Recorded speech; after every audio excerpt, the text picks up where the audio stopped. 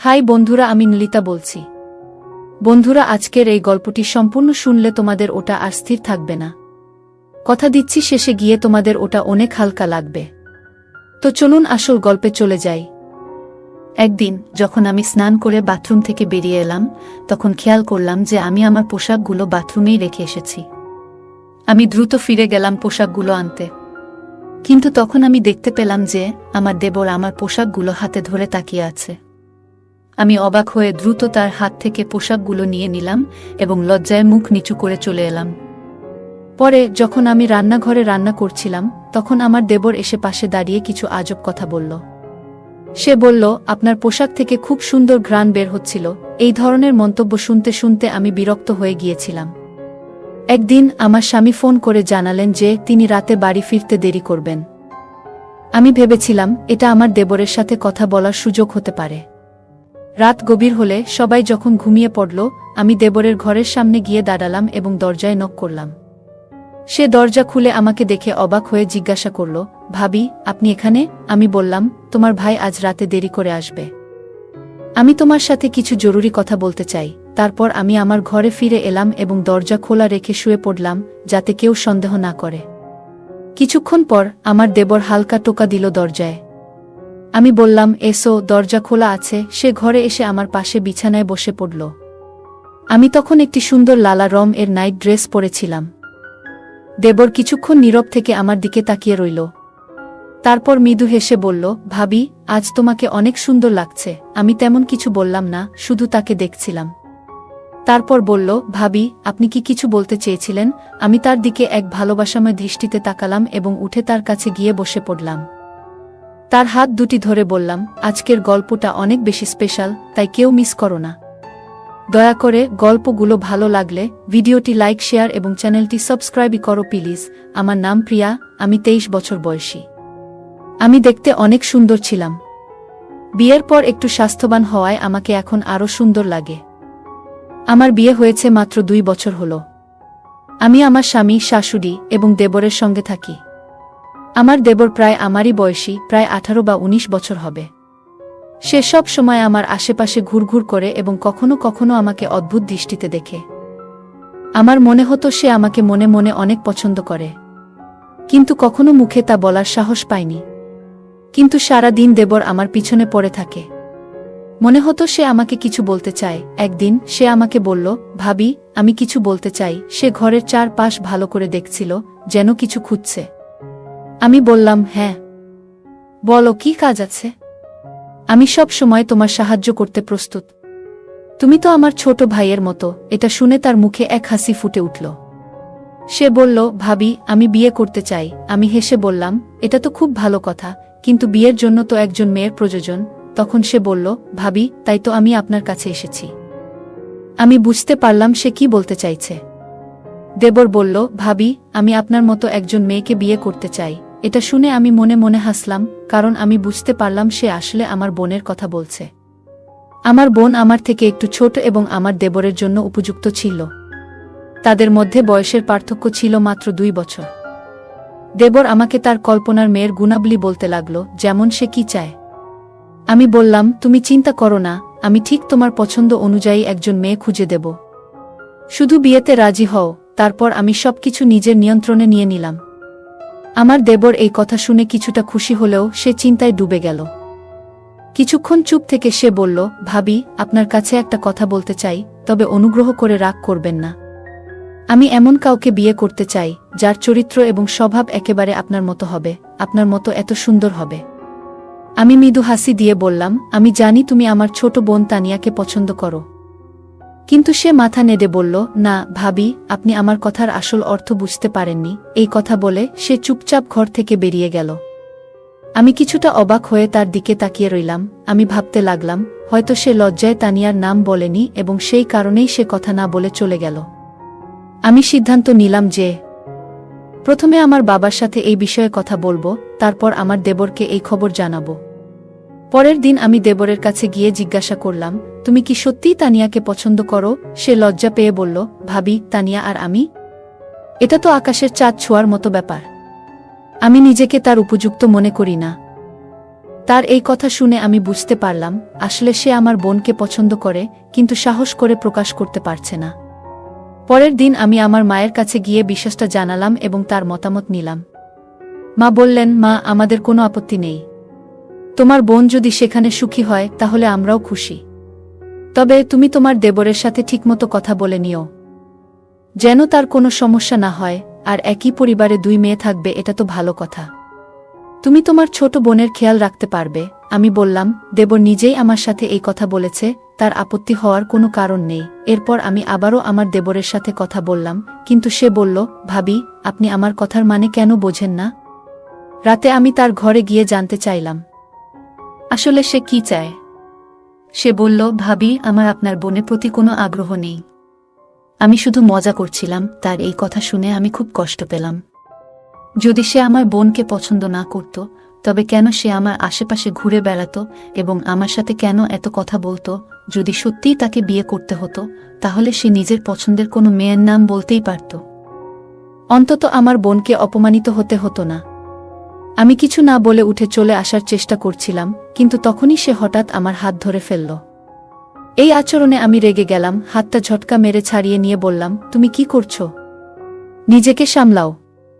আমি তোমার ভাবি, আর তোমাকে ছোট ভাইয়ের মতো দেখি। সে বলল, ভাবি, তাতে কি হয়েছে? আমিও আপনাকে বড় বোনের মতো দেখি, মার মতোই সম্মান করি। এখন শুধু আমার ছোট্ট কাজটি করে দিন, আমার বিয়ের ব্যবস্থাটি করে দেন। আমি তাহলে বুঝব আপনি আমাকে সব দিয়েছেন। তার কথায় আমি বিচলিত হয়ে দ্রুত নিজের ঘরে ফিরে এলাম। মনটা খুব অস্বস্তি করতে লাগল। কিছুক্ষণ পর আমার স্বামী ঘরে এলেন এবং আমার চিন্তিত মুখ দেখে জিজ্ঞাসা করলেন, তোমার কি হয়েছে? এত চিন্তিত কেন? আমি তাকে পুরো ঘটনাটা বললাম, কিভাবে সাম্প্রতিক সময়ে দেবরের আচরণ অদ্ভুত হয়ে উঠেছে এবং সে প্রায়শই বাইরের সময় কাটায়। আমার কথা শুনে স্বামী বললেন, আমি নিজেও লক্ষ্য করেছি, সে তোমাকে একটু বেশি খেয়াল করে দেখছে। দেখো, ও আমার ভাই, কিন্তু ও বড় হচ্ছে। তুমি ওর কাছ থেকে একটু দূরে থাকার চেষ্টা করো। এই কথাগুলো শুনে আমি কিছুটা সান্ত্বনা পেলাম, কারণ কেউ অন্তত আমার মতো চিন্তা করছে। আমার শাশুড়ি অবশ্য তাকে এখনো ছোট বাচ্চা মনে করেন, কিন্তু আমি ভেতর থেকে সবকিছু বুঝতে পারছিলাম। পরের দিন আমার স্বামী বাড়িতে ছিলেন না। আমি তখন নিজের ঘরে ছিলাম। স্বামীর অনুপস্থিতিতে সাধারণত আমি ঘরের বাইরে খুব একটা যাই না। হঠাৎ দরজায় নক হলো। দরজা খুলে দেখি আমার দেবর দাঁড়িয়ে আছে।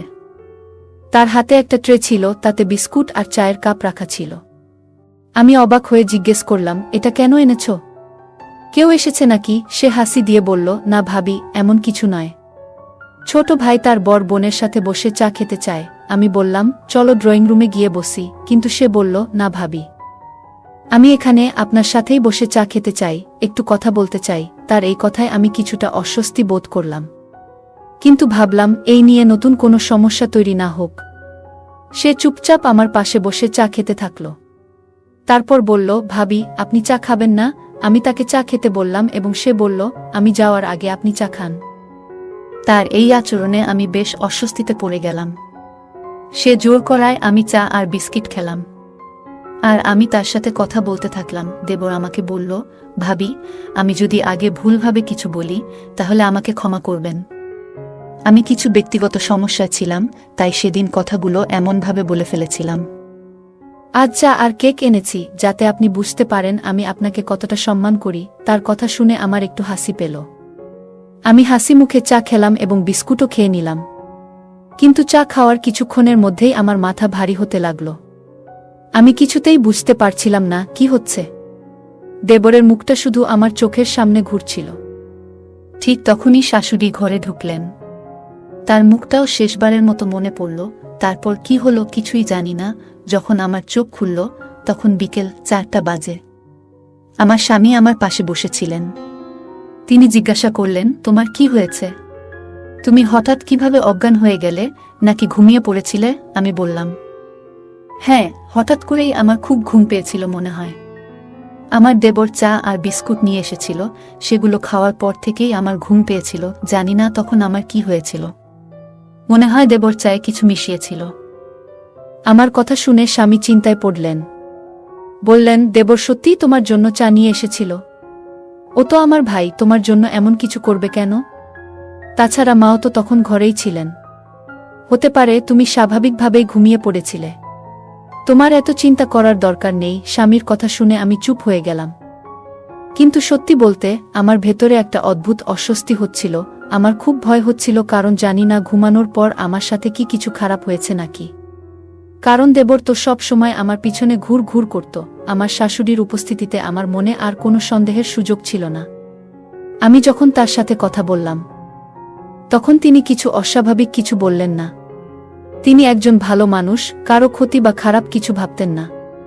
আমি তাকে অনেকবার জিজ্ঞাসা করেছিলাম, আপনি তো তখন আমার সাথে ছিলেন, কিছু অদ্ভুত দেখেছেন কি?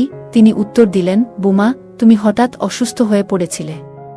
তোমার দেবর বলছিল হয়তো তোমার দুর্বলতা হয়েছে, তাই বিশ্রাম নেওয়া দরকার। আমি তখনও পুরোপুরি নিশ্চিত হতে পারছিলাম না ঠিক কি হয়েছিল। কিছু দিন এভাবেই কেটে গেল। একদিন রাতে আমি আর আমার স্বামী পরিবারের নানা বিষয় নিয়ে কথা বলছিলাম। হঠাৎ আমার চোখ জানালার দিকে চলে গেল, আর দেখলাম যেন কেউ জানালার পাশ থেকে দ্রুত সরে গেল। আমি অবাক হয়ে গেলাম, কারণ জানালাটা বাড়ির ভেতরের দিকে ছিল, আর মেইন গেট তো রাতের বেলা সবসময় তালা দেওয়া থাকে। আমি নিশ্চিত ছিলাম যে এটি আমার দেবর ছাড়া আর কেউ হতে পারে না, তবে আমি তখনই আমার স্বামীকে এ ব্যাপারে কিছু বললাম না। প্রথমে আমার দেবরের আসল সমস্যাটা কি তা বুঝতে চাইলাম। তার এমন অদ্ভুত আচরণের পেছনের কারণটা জানাটা আমার জন্য খুবই গুরুত্বপূর্ণ হয়ে উঠল। একদিন আমি গোসল করে বাথরুম থেকে বের হয়ে দেখলাম যে ভুল করে আমার জামাকাপড় বাথরুমেই রেখে এসেছি। তাড়াতাড়ি ফিরে গিয়ে কাপড়গুলো নিতে গেলাম। তখন দেখি আমার দেবর হাতে আমার পোশাকগুলো ধরে রয়েছে। আমি কিছুটা বিস্মিত হয়ে তার হাত থেকে কাপড়গুলো নিয়ে নিলাম এবং লজ্জায় মাথা নিচু করে সরে এলাম। পরে যখন আমি রান্নাঘরে ব্যস্ত ছিলাম, তখন আমার দেবর এসে পাশে দাঁড়িয়ে হঠাৎ অদ্ভুত কিছু বলল। সে বলল, তোমার পোশাক থেকে দারুণ একটা মিষ্টি গন্ধ পাচ্ছিলাম। আমি তাকে কিছু বললাম না। আমি তাকে সেখান থেকে চলে যেতে বললাম। আমার কথা শুনে সে চলে গেল। পরের দিনই দেবর এসে আমাকে বলল, ভাবি, মনে আছে আমি আপনাকে বলেছিলাম যে আমার একটা কাজ আছে? আজ সেই কাজের সময় এসে গেছে, এখন আপনাকে আমার সাথে যেতে হবে। তাড়াতাড়ি প্রস্তুত হন। তার কথা শুনে আমি অবাক হয়ে গেলাম। কোথায় যাচ্ছি? আগে বলো, নইলে আমি যাব না। আমার কথা শুনে সে মাথায় হাত দিয়ে বলল, চলুন, আগে মাকে বলিও না, তাহলে আর কোনো সন্দেহ থাকবে না। কারণ মা সবসময় আমাকে নিয়ে সন্দেহ করে। সে একটু বিরক্তির স্বরে কথা বলছিল, আর আমি বুঝতে পারলাম হয়তো আমার তাকে এভাবে প্রশ্ন করা ঠিক হয়নি। তাই চুপ হয়ে গেলাম। বললাম, ঠিক আছে, যেমন তুমি বলছো তেমনই করব। সে খুশি হয়ে গেল। আমরা বাইকে উঠে বাড়ি থেকে বেরিয়ে পড়লাম। তার বাইকে উঠা দেখে সে ভীষণ খুশি হয়েছিল, কিন্তু আমার কিছুটা অস্বস্তি লাগছিল। কিছুক্ষণ পর আমি জিজ্ঞাসা করলাম, আমরা কোথায় যাচ্ছি? সে উত্তরে বলল, ভাবি, আমি একজন মেয়েকে খুব পছন্দ করি। আর এ পছন্দ সাধারণ নয়। আমি তাকে খুব গভীরভাবে ভালোবাসি। দুনিয়াতে একমাত্র সেই মেয়েটাই আছে যাকে আমি মন থেকে ভালোবাসি। কিন্তু আমি জানি আমার মা তাকে কখনোই মেনে নেবেন না, কারণ মা চায় তার বুমা প্রচুর সম্পদ নিয়ে আসুক।